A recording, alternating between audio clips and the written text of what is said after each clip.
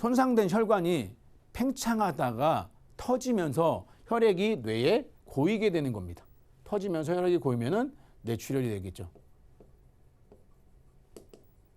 근데 뇌경색증이라는 건 터지기 전에 혈전이 혈관을 지나가다가 막히는 거예요.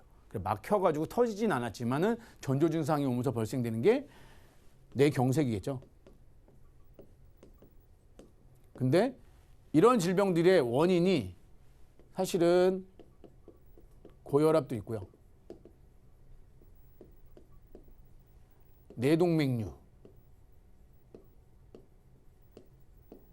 뇌동맥 폐색증이라고 있습니다. 근데 고혈압은 많이 들어보셨을 건데 뇌동맥류나 뇌동맥 폐색증 같은 질병들은 사실은 전조 증상인 거죠. 근데 내가 만약에 뇌동맥류나 뇌동맥 폐색증이라는 진단을 받았다? 내가 뇌출혈만 돼 있고 뇌졸중만 돼 있다. 그럼 사실 보험금 진단이 안 됩니다. 근데 이런 전조 증상이 이 질병에 대한 진단을 받아도 보험금 받을 수 있는 담보들이 있다는 겁니다. 그걸 설명해 드릴 겁니다. 심장질환도 마찬가지로 간단하게 설명을 드리자면은 협심증하고 심근경색을 안내해 드릴 건데요. 심장에 혈액을 공급하는 우리 관상동맥이라는 기관이 있습니다. 여기에 혈관을 공급하는데 이 관상동맥이 심장에 혈액을 공급하는데 좁아지면서 생기는 것들이 혈전이 막혀서 좁아지면서 생기는 게 협심증입니다. 근데 이 혈관이 막히는 거죠. 그래서 혈액이 통과하지 못하는 것을 심근경색이라고 합니다. 그래서 심근경색인 경우에 뭐 관상동맥 우회술이라는 협심증이나 같이 우회해가지고 혈관을 다 쇠로 잇는 그런 수술을 하게 되는 거죠. 그래서 방금 언급된 이런 질병들에 대해서 보상을 잘 받을 수 있는 보험을 준비하시는 것이 유리할 수 있습니다. 그래서 이제부터는 어떻게 준비하는 것이 좋은지 하나하나 짚어드리도록 하겠습니다. 먼저 뇌혈관 질환에 대해서 안내를 드리도록 하겠습니다. 아까 전에 말씀드린 것처럼 우리 뇌출혈 많이 들어보셨고요. 뇌졸중도 많이 들어보셨고요. 뇌혈관 질환은 들어보신 분도 있겠지만 못 들어보신 분들도 계실 거예요. 그래서 범위를 보게 되면은 뇌혈관과 뇌졸중, 뇌출혈이 있다 하면은 크기를 보면은 얘가 뇌출혈보다는 뇌졸중이 훨씬 범위가 큰 거고요. 뇌졸중보다는 뇌혈관 질환이 범위가 더 큰 거입니다. 그래서 한 22~23가지에 대한 질병 코드가 여기 있습니다. 사실은 보험회사는 이런 질병 코드에 대한 진단의 내용을 보고서 보험금을 지급하게 됩니다. 그래서 내가 어떤 질병 코드를 받았냐에 따라서 보험금을 받을 수 있느냐 못 받느냐가 결정지어지는데 이 22~23가지 되는 이 질병 코드 중에 사실은 뇌출혈 코드는 사실 이 3가지밖에 없어요. 그러니 확률이 아까 처음에 언급한 것처럼 9% 정도밖에 되지 않은 거죠. 전체 22~23가지 중에 질병 코드 중에 뇌출혈 진단 코드는 딱 3가지에 해당되기 때문에 이 3가지 진단 코드를 받아야 내가 보험금을 받을 수 있다? 굉장히 불리하죠. 보험을 준비하시면서 이런 생각 안 해보셨을 겁니다. 근데 이 방송을 보신다면 이거 꼭 챙기셔가지고 내가 이렇게 불리하게 가입했어? 한번 돌아보시기 바랍니다. 뇌졸중이라는 진단 코드는 사실은 전체 질병의 뇌질환의 한 60% 이상의 포지션을 차지하고 있습니다. 근데 뇌졸중이라는 진단 코드로 허용되는 것들이 보시면은 이 6가지죠. 뇌출혈은 이 3가지. 근데 이 뇌졸중은 뇌출혈을 다 포함하기 때문에 범위가 좀 더 큰 거죠. 그리고 한 63% 정도의 진단을 받습니다. 그러니까 100명이 가면은 한 63명 정도가 뇌졸중 진단으로 간다는 거죠. 그리고 뇌출혈은 100명이 가면 한 10명 미만에 되는 분들이 뇌출혈로 진단을 받게 된다는 거죠. 그렇다고 하면은 뇌졸중도 아니고 뇌출혈도 아닌 나머지 진단 코드는 어떻게 하느냐? 뇌혈관 질환이라는 걸로 가입을 하신다고 하면은 내가 이 뇌혈관 질환으로 보험을 가입했다면은 지금 언급된 모든 질병에 대해서도 보상을 받을 수 있는 겁니다. 제가 좀 전에 뇌경색하고 뇌출혈에 대해서 안내를 드리면서 원인이 고혈압이나 뇌동맥 폐색증이나 뇌동맥류라는 질병을 가졌다고 했는데 뇌동맥류나 뇌동맥 폐색증 같이 뇌출혈이나 뇌경색이 발병되기 전에 전조 증상이 발생되는 질병 코드가 사실은 여기 뇌질환에 있는 질병 코드 중에 하나예요. 그렇기 때문에 그 전조 증상에서 제가 만약에 진단을 받았다. 그러면 저는 보험으로 보상을 받을 수 있는 거고, 뇌혈관 질환으로 가입하지 않으신 분들이라면은 이 전조 증상이 그 다음 증상으로 넘어간 후에 뇌졸중이나 뇌출혈 진단을 받게 되셔야지만 보험금을 받을 수 있는 거죠.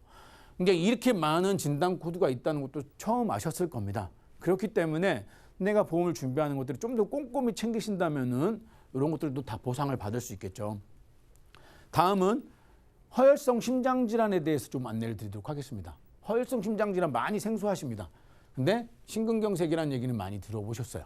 그리고 협심증, 아까 전에 얘기한 것처럼 협심증도 많이 들어보셨습니다. 근데 역시나 이 많은 질병 코드들 중에 급성심근경색과 관련된 코드는 이 세 가지예요. 그러니까 전체로 포지션을 보게 되면은 크게 6가지 정도의 질병 코드인데, 이 질병 코드들 중에 기타 급성허혈 심장질환이라는 코드에 해당되는 것들이 이렇게 많다는 겁니다. 그렇기 때문에 내가 보험을 어떻게 가입냐에 따라서 협심증이 굉장히 많이 발생되는데, 그 협심증 진단을 받아도 보험금을 받을 수 있느냐 아니면 못 받느냐가 결판 지어지는 거죠. 그러니까 굳이 내가 가입한 보험이 이 10%만 해당되는 보험인지 아니면 이 100%를 포상할 수 있는 보험인지를 꼭 판단하셔야 될 거라고 판단되어집니다. 다음은 제가 실제로 상담했던 고객님, 안타까운 고객님에 대한 표를 한번 보여드리도록 하겠습니다. 이분 같은 경우는 저한테 2018년도 3월에 이제 문의를 주셨는데, 뇌경색으로 입원을 10일 정도 하셨던 57세 여성분이세요. 근데 굉장히 일찍 준비하셨어요. 지금으로부터 한 11년 전에 보험을 준비하셨거든요.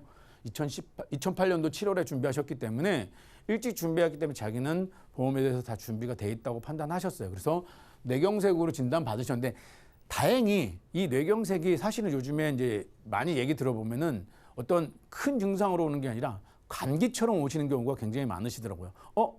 하고 어지러운데라고 해서 병원에 갔더니 병원에서 뇌경색이다라는 진단을 받으신 거죠. 이 환자분도, 이 고객분도 뇌경색 진단이 그렇게 왔어요. 그래서 어떤 수술 치료도 하지 않으셨고요. 지금 약물 치료도 하지 않으셨습니다. 지금 현재는 생활하시는데 별 지장이 없는데 병원에 가서 뇌경색 진단을 받으셨어요. 진단받는 동안에 이제 여러 가지 검사도 다 해보셨거든요. 근데 다행히 수술하거나 이런 거는 아니셔가지고 11일 만에 퇴원을 하셨는데, 근데 퇴원하셔가지고 자기가 가입되어 있는 보험이 있으니, 근데 이분이 안타까웠던 것은 실손보험은 없으셨어요. 근데 어찌됐건 2008년도에 가입한 이 종신보험이라는 게 있어서 자기는 충분히 될 거라고 판단을 하신 거죠.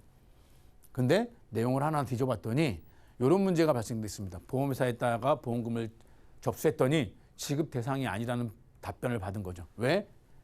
이대 질환에 대해서 진단금이 있었습니다. 네, 이대 질환이 뇌출혈 또는 급성심근경색으로 가입이 되어 있으셨어요. 근데 이분이 받은 진단 코드는 뇌경색이에요. 당연히 해당이 안 되니 보험금을 못 받으셨죠. 그래서 결국에 이분이 받으신 거는 입원비, 하루에 2만 원씩 나오는 입원비 1, 2, 3일을 빼고 7일치에 대한 입원비를 받으셨습니다. 수술도 안 받으셨기 때문에 수술보험금도 지급되는 게 아니고요. 그나마 진단비라고 생각했는데, 나는 일찍 가입했으니 당연히 돼 있을 거라고 생각하셨는데 뇌출혈만 되는 보험을 갖고 계셨던 거죠. 근데 이 뇌출혈과 관련된 이 보험에 대해서 사실은 이분은 다 되는 걸로 판단하시고 가입하셨는데, 안 되는 걸 보고 이제 저한테 상담을 의뢰하셨는데, 저는 이 고객님한테 뭐라고 말씀을 드렸냐면은, 사실은 이 이대 질환에서 문제가 있긴 하지만 나머지 특약들이 좋기 때문에 유지하셔야 됩니다라고 말씀을 드렸어요. 굉장히 억울하셨지만 이런 억울한 상황이 다른 분들한테도, 이 방송을 보시는 시청자님들에도 충분히 발생될 수 있습니다. 그러니 꼭 방송을 보시는 분들은 증권을 한번 들여다보셔가지고 나의 보험이 과연 어떻게 되어 있는지를 확인해 보실 필요가 있습니다. 그리고 여기도 보면은 심근경색만 되어 있으시죠. 그래서 이분은 이제 제가 안내를 드린 거에 따라서 뇌혈관 질환이나 심근경색, 뇌허혈성 심장질환 담보를 가입하고 싶으셨으나 가입이 안 되시죠. 가입이 안 되셔가지고 아무도 준비 못 하시고, 일단 이 보험이 나쁘지 않으시니까 유지하시라고는 저는 말씀을 드리고, 추후에 한 시간이 지난 다음에, 한 어느 정도 지난 다음에 문제가 없으실 때 다시 한번 상담을 하자고 말씀드렸습니다. 자, 그러면 제가 이 표랑 보여드리고 증권도 보여드리고 사례도 보여드리면서 얘기했는데, 왜 그러면 이대 질환 얘기를 자꾸 꺼내느냐? 우리가 암보험 많이 알고 계세요. 근데 암보험은 가면 갈수록 좋아지는 것 같다는 생각이 듭니다. 유사암도 그렇고요. 일반암 진단비도 그렇고 심지어는 암에 걸리신 분들도 암보험을 가입하실 수가 있어요. 근데 이 이대 질환은 제가 원할 때 원하는 만큼 가입하기가 너무 어렵습니다. 제가 보험 일을 하고 있었지만은 이쪽에 관련된 일을 하고 있지만은 사실 뇌혈관 질환이나 허혈성 심장 질환 아까쯤에 보였던 그분이 보험을 가입했던 2008년도에는 사실은 없었을 수도 있는 담보예요. 있었어도 100만 원, 200만 원 정도만 가입될 수 있었던 담보였습니다. 그렇기 때문에 이것을 준비했던 담당자분이 잘못하신 건 아니고 뇌출혈이 아닌 뇌졸중으로만 준비하셨어도 문제가 없었을 텐데 라는 아쉬움이 남아있는 겁니다. 그러니 암보험은 사실은 얼마든지 가입하실 수가 있어요. 근데 뇌혈관 질환이나 허혈성 심장 질환 담보는 준비하시기 굉장히 까다롭습니다. 내가 만약에 5천만 원, 6천만 원 가입하고 싶다고 해서 보험회사가 받아주지 않습니다. 보험회사에서 가입할 수 있는 한도도 굉장히 작고요. 혈압약이나 이런 것들 먹고 있으면 무조건 유병자로 보기 때문에 이 일반적인 뇌혈관 질환이나 허혈성 심장 질환 가입하기가 어렵습니다. 그러니 꼭 미리 준비하셔야 돼요. 그래서 제가 미리 준비해야 되는 일을 두 가지를 얘기했는데요. 유병자가 가입하기 굉장히 어렵습니다. 저희가 방송에서 보면은 가끔씩 유병자들도 뇌혈관 허혈성 심장 질환 가입할 수 있다고 말씀드렸어요. 근데 가입할 수 있다였지 가입하고자 하는 한도만큼 가입할 수는 없습니다. 암은 5천만 원씩 가입하고 싶다 하면 가입하실 수 있어요. 보험료도 그렇게 비싸지 않게 해가지고 할 수 있는데 뇌혈관이나 허혈성 심장 질환은 특히나 유병자들한테 허용되지 않습니다. 그래서 제가 알아본 바보다는 뭐 다른 데 또 있을 수도 있습니다만은 제가 이제 알아본 회사들 중에는 일단은 한 군데 회사가 유병자인 경우 65세까지 1,000만 원을 가입시켜줘요. 이거는 특정이나 이런 것들이 아니고 일반 뇌혈관 질환이나 허혈성 심장 질환을 1,000만 원까지 가입시켜줍니다. 그리고 기타 웬만한 회사들은 유병자인 경우는 300만 원, 500만 원 이렇게 가입을 받아줍니다. 그렇기 때문에 미리 준비하셔야 돼요. 그리고 또 두 번째 미리 준비해야 되는 이유는 연령에 따라 가입 한도가 굉장히 작습니다. 그리고 보험료 격차도 커집니다. 이 이야기는 모든 보험사는 아닙니다만 알아보시면 다른 보험사들도 있겠지만 통상적으로 30대부터 보험을 준비한다고 봤을 때 2천만 원 이상 가입을 받아주는 회사가 많지 않으세요. 존재할 수 있지만은 30세 이상부터 2천만 원 이상 가입되는 회사가 그렇게 많은 모든 보험사들이 그렇게 가입 받아주지 않습니다. 그렇기 때문에 미리 준비하셔야 되고 합니다. 그래서 제가 한번 금액을 산정을 한번 해봤는데 한 개 회사만 보고서 산정을 해봤는데 30세가 만약에 2천만 원을 가입했다? 그럼 남성은 뇌혈관 질환 2천만 원, 허혈성 심장 질환 2천, 뇌혈관 수술, 허혈성 심장 질환 각각 2천만 원씩 가입한다는 전제로 무해지 환급형으로 20년 나 90세 만기로 제가 해봤을 때 30세는 2천만 원 가입하는데 42,900원 정도 나오고요. 여성은 3만 원 정도 나옵니다. 이거는 최소 보험료가 3만 원이기 때문에 40세는 5만 5천 원 이렇게 보험료 보시게 되면 이렇게 되죠. 근데 보시면은 60세부터는 1,000만 원으로 줄었습니다. 내가 2천만 원 가입하고 싶다고 보험회사가 안 받아줘요. 이 제가 보여드린 표는 건강하신 분들입니다. 유병자가 아니고요. 건강하신 분들도 60세가 넘어가면은 뇌혈관 질환, 허혈성 심장 질환 담보 자체를 2천만 원 안 받아줘요. 그래서 보험료도 굉장히 많이 비싸요. 만약에 50세와 60세 따져보면은 거의 2배 가까이 차이 난다고 보실 수 있을 거예요. 이거는 최소 보험료가 3만 원이기 때문에. 그렇기 때문에 뇌혈관이나 허혈성 심장 질환은 미리 가입하셔야 됩니다. 물론 상반기에 그 회사별로 한시적으로 한도를 높여놓은 적은 있었습니다. 근데 그건 한시적이었어요. 통상적으로 그 회사들이 다 진단금을 낮췄죠. 근데 여기서 하나 이제 참고하실 거는 혹시 30세 자녀분들의 보험을 준비하실 거다 하면은 요거를 참고하시면 좋을 것 같으세요. 어린이 보험으로 가입하는 게 유리하다고 했는데 어린이 보험으로 가입하는 게 바로 이런 부분에서 유리합니다. 20세 이하가 만약에 성인이 20세 이하의 자녀분을 뇌혈관 질환, 허혈성 심장을 가입하면은 5천만 원까지 인수를 받아줍니다. 역시 아까쯤에 제가 성인보험으로 30세까지는 2천밖에 안 받아줬는데 이 30세까지 가입하는 분들도 어린이 보험으로 가입하면 3천까지 보험회사가 인수를 해줘요. 그러면 이 진단금이 3천원 들면은 보통 수술 특약도 같이 늘어가거든요. 그러니 이 미리 건강하실 때 내가 가입할 수 있는 한도가 높으실 때 준비하셔야 됩니다. 그리고 여기서 하나 팁을 하나 드리자고 하면은 만약에 진단비가 준비가 안 된다. 그러면은 이 수술 특약을 활용하시는 것도 굉장히 효율적이라고 봅니다.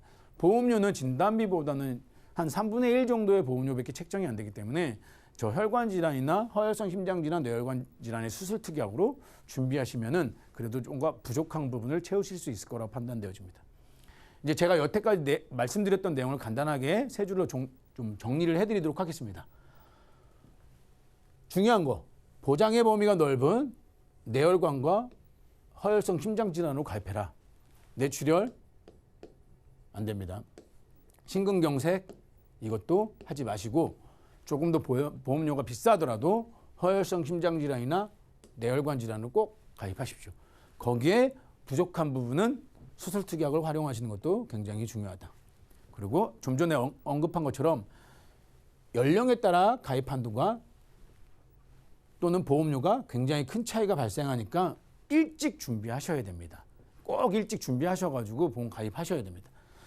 유병자의 경우는 회사별로 굉장히 큰 차이가 있으니까 유병자의 경우는 발생되기 전에 가입 한도가 가장 큰 회사를 찾으셔가지고 보험을 준비하시는 게 유리할 거로 판단되어집니다. 이거는 유병자의 경우는 특히나 회사별로 차이가 있으니까 꼭 꼼꼼하게 챙겨보셔가지고 알아보시고 준비하시기를 권해드립니다. 이상입니다.